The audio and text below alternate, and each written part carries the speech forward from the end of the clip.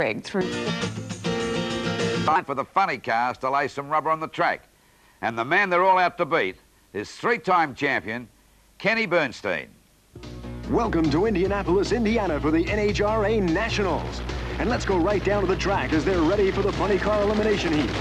That is Kenny Bernstein, the three-time Winston Funny Car champion, looking to make it 4 consecutive titles. When you look at that crowd, and in fact, when you look out in front of Kenny Bernstein's car, you see jackets on everybody. Dale Armstrong, his crew chief, is wearing one. Most of the crowd, the temperature really quite cool here with a headwind down the drag strip, only 70 degrees. It's really brisk at Indianapolis. But still quite warm inside one of these race cars, right, Don Garlits? Well, the time they get all that fire equipment on, which they have to have, you know, those real thick suits in case something happens, it definitely gets hot. In fact, some of the guys have got air conditioners now on their suits. So Boldy in the far lane. World champion Kenny Bernstein, the defending champion at the U.S. Nationals, here on the near side. And they are off. Bernstein with an instant lead. Boldy challenges him. Oh, it is Bernstein by a whisker. But what a job Boldy did. He only came up 200 short. Our next pair in round number 2 of Funny Car. The red and white machine of Mark Oswald will face Tim Gross. Paul Candies helps put Mark Oswald into just the very track that he wants for the launch. You know, if Leonard Hughes sees some smoke come out of that car and he judges it down to be, let's say, piston smoke, he's back at the trailer already getting things ready. Well, he says that's where the action is. And help him very much down at the other end. He says the crew can get the car back to the pits. Now, you just saw Barbara Hogan very carefully lining up Tim Gross. If you get out of that track a little bit, you might as well have not done the burnout. And it's very hard to see that burnout, Mark, because those funny cars are real tight on that vision. So the crew chief is really important at this point. And there you get a good shot of the fuel injector on the top of the engine. The butterflies in there that control the air in, connected to the throttle. They're away. Tim Gross with a good lead. Tim Gross with traction problems. It is Mark Oswald, an impressive effort. I say impressive because that is his 4th consecutive 5:37. We're at Indianapolis Raceway Park. In the far lane will be Chuck Etchels in a brand new car. In the near lane will be Andy Ace McCullough, the winner of the Southern Nationals this year. Now, in the first round, Chuck Etchels defeated this man, Brad Tuttle of Hesperia, California. But that's not the real story, Paul Page. Yes, during the qualifying run, Brad Tuttle had more than plenty of problems. Now watch Tuttle on the right side as the engine lets go and takes the whole top of the car and literally vaporizes it. Total disintegration of the top of the car. Now Brad Tuttle, surprisingly, was not injured in this. And can you imagine his surprise when that happened? It must have been unbelievable. What do you think, Don Garlits? Pick one. Well, Ace has been running the best, obviously, but in drag racing, anything can happen. It usually does. Etchels is off the mark first, but McCullough immediately covers him up. McCullough in a runaway. Oh, boy, Don, you were right. They picked up the pace again with this car. 5:36, 272 miles per hour. Tom Hoover in the far lane is ready to face John Force in the near lane. Well, the weather changing rapidly. Sometimes sunshine, more often than not clouds overhead, and a headwind of about 12 miles an hour blowing right straight down the drag strip. What do you think, Don? Well, I think they did a good job. The Austin Coil is just remarkable at putting those engines back together. Beautiful starting line advantage there to Force. And as you see, 5.44 ET. The motor runs just as good as the one they took out of the car. That's right. They'll have to step on it a bit.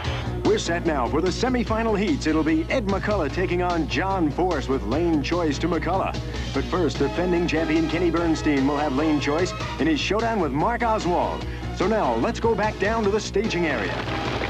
On the line, the semifinal round of Funny Car. Kenny Bernstein backing up, prepared to meet Mark Oswald. Now, Dale Armstrong and the crew, there's Dale in the dark jacket, have been working with the rear wing on this car. This is vastly different than, say, the car appeared at Columbus at mid-season.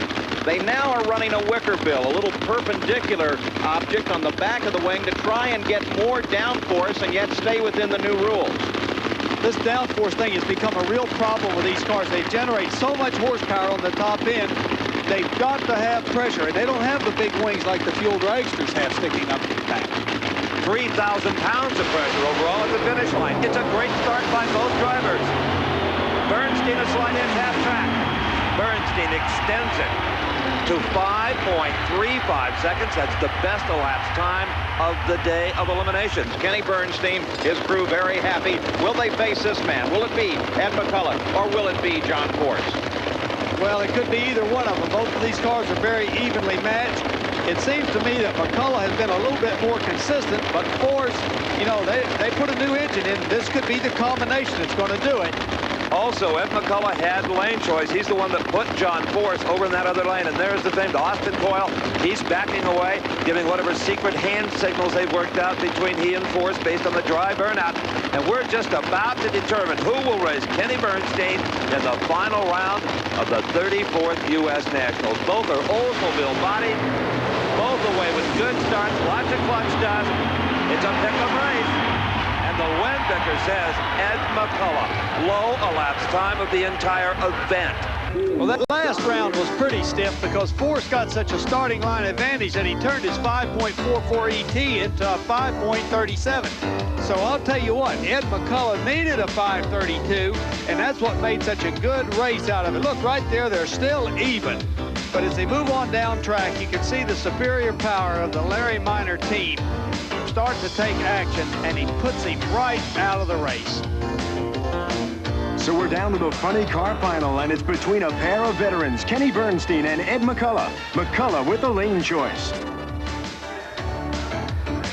The final round. Dale Armstrong stands at the front of the machine as they begin now to tape down the emergency hatch on Kenny Bernstein's car. Armstrong, a final set of hand signals as Bernstein looks to the line to see if he can repeat as the U.S. Nationals champion. And we just saw the pressure in Dale Armstrong's face as everyone eyes the Christmas tree starting system. They are staged and ready, the finals of the U.S. Nationals, and it is a beauty. It is Ed McCullough by inches. McCullough 5.35 to Kenny Bernstein's quicker 5.34.